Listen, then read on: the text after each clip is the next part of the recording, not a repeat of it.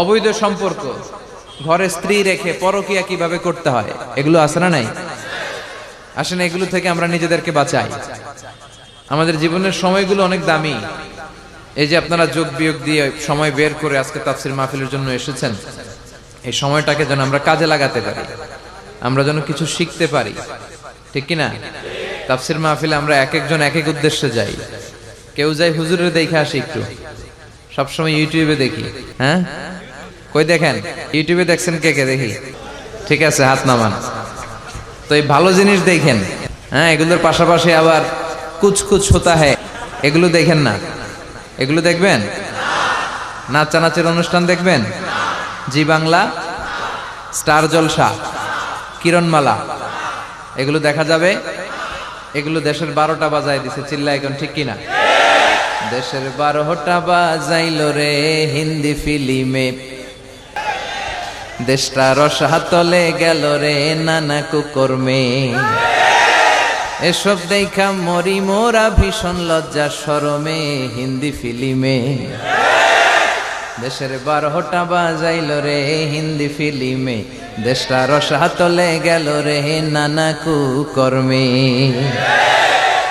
Film দেখা 8 বছরের কলিমুদ্দির পোলায়, 9 বছরের জরিনারে দেয় যে গলায় মালা। আছে না নাই?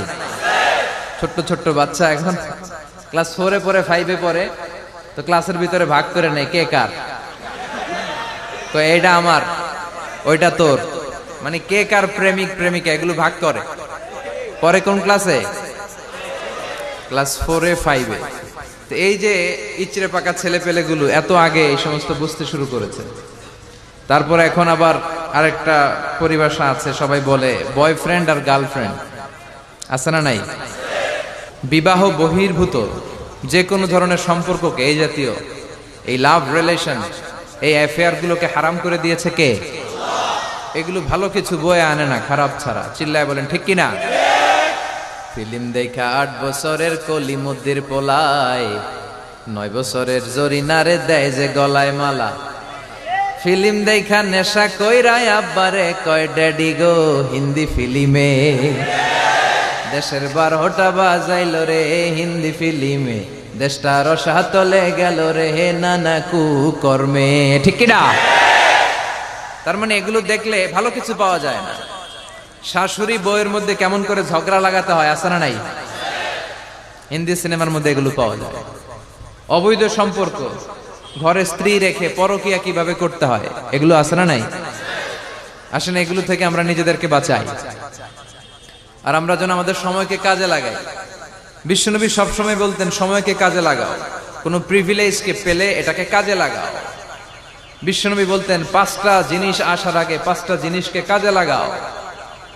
হায়াতাকা ক্বাবলা মাউতিক, শুনতেছেন?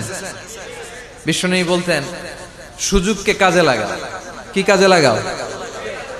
সুযোগ কি সবসময় আসে? বারবার আসে? এজন্য সুযোগকে কাজে লাগানোর দরকার আছে না নাই? বিশ্বনবী বলতেন হায়াতাকা ক্বাবলা মাউতিক, মৃত্যু আসার আগে জীবনকে কাজে লাগাও। এই জীবন আল্লাহর দেয়া সবচেয়ে দামি উপহার আমাদের জন্য, এটাকে যেন আমরা কাজে লাগাই। এরপরে বিশ্বনবী বলতেন শাবাবাকা ক্বাবলা হারামিক, বার্ধক্য আসার আগে তোমার যৌবনকে কাজে লাগাও। আমি তো দেখতে পাচ্ছি আমার সামনে 99% শ্রোতাই হচ্ছে যুবক। তোমরা অনেক কিছু করতে পারো প্রিয় ভাইয়েরা, তোমাদের মধ্যে অনেক শক্তি, সম্ভাবনা। তোমরা চাইলে সমাজকে পাল্টে দিতে পারো, তোমরা চাইলে ইতিহাস গড়তে পারো। এই পৃথিবীতে ভালো ভালো হয়েছে, সব করেছে তোমাদের মতো তাগড়া ইয়াংরা, যুবকেরা। চিল্লায় বলো ঠিক কিনা? এজন্য বিশ্বনবী বলতেন শাবাবাকা ক্বাবলা হারামিক, বার্ধক্য আসার আগে তোমাদের এই যে শক্তি, রক্ত গরম, এটার ইসলামের পক্ষে কাজে লাগাও। কোন দলের পিছনে ঘুরো, কাদেরকে নেতা মানো, কোথায় যে স্লোগান দাও, কোথায় যে সময় কাটাও, একটু চিন্তা করার দরকার আছে না নাই? তোমার জীবনের সবচেয়ে মাহেন্দ্র ক্ষণ এটা। কয়েক বছর পরে এই শক্তিটা থাকবে না। এখন যারা মুরব্বী, তারাও একসময় যুবক ছিল নাকি? তারা ছোটবেলা থেকেই মুরব্বী? তারাও যুবক ছিল, তাদের গায়ে অনেক শক্তি ছিল। এজন্য এই সময়টা অল্প কিছু দিনের জন্য, রং ধরা যৌবন জং ধরে শেষ। থাকবে না। সময়ের আবর্তনে, কালের বিবর্তনে এই কুচকুচে কালো দাড়ি একদিন সাদা হয়ে যাবে, তাই না? এজন্য এই যৌবনটার জন্য আমরা কাজে লাগাই। এখনই আমাদের কাজ করার সময়, এখনই ছোটার সময়, এখনই দৌড়ানোর সময়। সমাজকে, পরিবারকে যা দেয়ার, আল্লাহর ইবাদত যা করার, এখনই তো করার সময়। এজন্য আমরা যেন যৌবনকে কাজে লাগাই।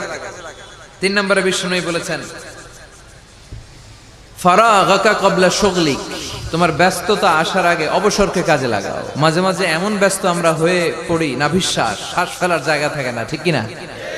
এর ফাঁকে যখন একটু অবসর পাই, আমরা ইবাদত করব কার? তারপর বিষ্ণু ইসলাম বলেছেন, গানাকা ক্বাবলা ফাকরিক, তোমার দারিদ্রতা আসার আগে ধনাঢ্যতাকে কাজে লাগাও। আমাদের মধ্য থেকে আলহামদুলিল্লাহ যারা ধনী, আমাদেরকে ধন দিয়েছে কে? এটা কিন্তু পরীক্ষা। আল্লাহ ধনী বানিয়ে মানুষকে পরীক্ষা করে, আবার কাউকে গরিব বানিয়ে পরীক্ষা করে, ঠিক কিনা? তাই যারা সম্পদশালী হয়েছি তারা যেন এটাকে কাজে লাগাই, ইসলামের পক্ষে কাজে লাগাই। যাকাত যাদের ফরজ হয়েছে আমরা যেন যাকাত দেই। যাকাত যারা আদায় করে তাদেরকে পছন্দ করে কে?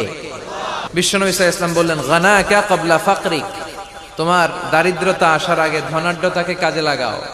এজন্য সম্পদশালী যারা হয়েছেন, আপনাকে এই সম্পদ দিয়েছে কে? চিল্লায় বলেন কে? নাকি আপনি মালিক হয়েছেন? এটা তো কারুনের স্বভাব ছিল। কারুন বলতো, ইন্নামা উতীতুহু আলা ইলমিন ইনদি, আমি আমার জ্ঞান, বিবেক আর বুদ্ধি দিয়ে সম্পদ কামিয়েছি। না, তুমি তোমার জ্ঞান, বিবেক, বুদ্ধি দিয়ে কিছুই কামাতে পারো নাই। তোমাকে সম্পদের মালিক বানিয়েছে কে? এরপর বিষ্ণু সাল্লাল্লাহু আলাইহি ওয়াসাল্লাম বললেন, সিহহাতাকা ক্বাবলা মারাদিক ক্বাবলা সাকমিক, তোমার অসুস্থতা আসার আগে তুমি তোমার সুস্থ সময়টাকে ইসলামের পক্ষে কাজে লাগাও। আমরা যখন অসুস্থ থাকি তখন আমাদের কিছু করার ক্ষমতা থাকে? এই যে এখন আমরা সুস্থ যে রইলাম, আমাদেরকে সুস্থ রাখলো কে? এই সুস্থতার মর্যাদা যেন আমরা বুঝি। এই 5টা জিনিস আসার আগে 5টা জিনিসকে কাজে লাগাতে বলেছে বিশ্বনবী মুহাম্মদুর রাসূলুল্লাহ সাল্লাল্লাহু আলাইহি সাল্লাম। আমরা যেন এগুলোকে কাজে লাগাই। এই যে আমাদের সময়টা আমরা যেন কাজে লাগাই, আমরা যেন ইখলাসের সাথে, ইয়াকিনের সাথে, ঈমানের সাথে কথাগুলো শুনি এবং জীবনটাকে যেন পরিবর্তন করি। আল্লাহ তুমি তৌফিক দাও। আরো জোরে পড়ি আমিন। এখানে আমরা যেমনি একত্রিত হলাম, আল্লাহ জান্নাতেও যেন আমরা একত্রিত হতে পারি, তুমি তৌফিক দাও। লা ইয়াস্তাবি আসহাবুন নার ওয়া আসহাবুল জান্নাহ, আসহাবুল জান্নাতি হুমুল Faizun. The people of paradise and the people of Jahannam, they are not equal. The people of paradise gain the ultimate success in life and hereafter. যারা জান্নাতি আর যারা জাহান্নামী তারা কখনো সমান হতে পারে না। যারা জান্নাতি তারা সফল, তারা সফল। এখন আমরা কই যাব, জান্নাতে না জাহান্নামে?